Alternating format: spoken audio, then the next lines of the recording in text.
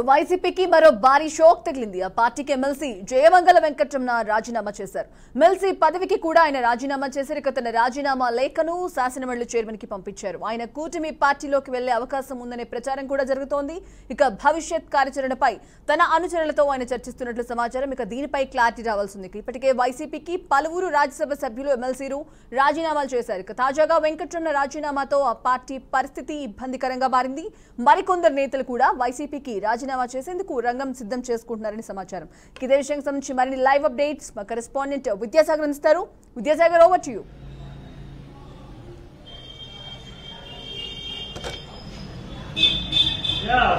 ఇప్పుడు వైసీపీకి షాకుల మీద షాకులు తగులుతున్నాయని చెప్పుకోవచ్చు. ఇప్పటికే వైసీపీ అధికారం కోల్పోయింది. అధికారం కోల్పోయిన తర్వాత శాసన మండలంలోనే ఆధిక్యం ఉంది. అసెంబ్లీలో పూర్తిగా సీట్లు లేవు. కనీసం ప్రతిపక్ష హోదా కూడా లేని సమయంలో ఎమ్మెల్సీలు ఒకరి తర్వాత ఒకరు రాజీనామాలు చేస్తున్నారు. ఇప్పుడు తీవ్ర సంక్షోభానికి గురవుతున్న వైసీపీ పార్టీ. అదేవిధంగా ఈ రోజు చూసుకుంటే వైసీపీ పార్టీకి ఏలూరు జిల్లా కైకిలూరుకు చెందిన జయమంగళం వెంకటరమణ రాజీనామా చేశారు. పార్టీ సభ్యత్వంతో పాటుగా తన ఎమ్మెల్సీ పదవి కూడా రాజీనామా చేయడం జరిగింది. ఇప్పటికే ఎన్నికల అనంతరం ఈయన 4వ ఎమ్మెల్సీగా రాజీనామా చేశారు. ఇప్పటికే 3 ఎమ్మెల్సీలు అయితే రాజీనామా చేసేశారు. ఎందుకంటే బల్లి కళ్యాణ్ చక్రవర్తి కావచ్చు, కర్రీ సరిత కావచ్చు, అలాగే పోతుల సునీత కావచ్చు, వీళ్ళంతా కూడా రాజీనామా చేయడం జరిగిపోయింది. ఇప్పుడు 4వ ఎమ్మెల్సీకి ఈయన ఈరోజు జయమంగళం వెంకటరమణ రాజీనామా చేశారు. ఎన్నికలకు ముందే 3 ఎమ్మెల్సీలు రాజీనామా చేయడం జరిగింది. ఈ 3 ఎమ్మెల్సీలు కూడా చూసుకుంటే డొక్కా మాణిక్య వరప్రసాదరావు కావచ్చు, అలాగే సి రామచంద్రయ్య కావచ్చు, అలాగే వంశీకృష్ణ యాదవ్ కావచ్చు, వీళ్ళు 3 కూడా రాజీనామా చేసింది.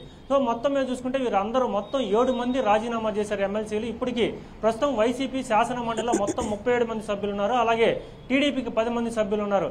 ఏదైనా ఒక బిల్లు పాస్ కావాలంటే శాసన మండలి చాలా కీలకం, పెద్దల సభ చాలా కీలకం. ఎందుకంటే అసెంబ్లీలో ఏదైనా చట్టబద్ధంగా ఒక బిల్లును చేసినప్పుడు అది పెద్దల సభ కూడా వస్తుంది. ఈ పెద్దల సభలో ఆ బిల్లు విజయం సాధించాలి, అలాగే ప్రజల్లోకి తీసుకెళ్లాలంటే పెద్దల సభలో ఖచ్చితంగా ఇది పాస్ కావాలి. కాబట్టి పెద్దల సభ చాలా కీలకంగా ఉంటుంది. కాబట్టి ఒక్కొక్క ఎమ్మెల్సీ వీళ్ళు చేదాటిపోతూ ఉన్నారు. అలాగే ఇప్పుడు మరో 3 ఎమ్మెల్సీలు కూడా రాజీనామా చేసే యోచనలో ఉన్నట్లు మనకు కొంత సమాచారం ఉంది. ఎవరైతే రవీంద్రబాబు కావచ్చు, అలాగే మరొక వ్యక్తి, మరొక 2 ఎమ్మెల్సీలు కూడా టీడీపీకి టచ్ లో ఉన్నారు. వారు కూడా తొందరలోనే రాజీనామా చేసే యోచనలో ఉన్నట్టయితే ప్రస్తుతం తెలుస్తుంది. మొత్తం మీద ఇలా ఒక్కొక్కరు కూడా వైసీపీని రాజీనామా చేస్తూ ఉండడంతో ఇప్పుడు వైసీపీ పార్టీకి బిగ్ షాక్ అని చెప్పుకోవచ్చు.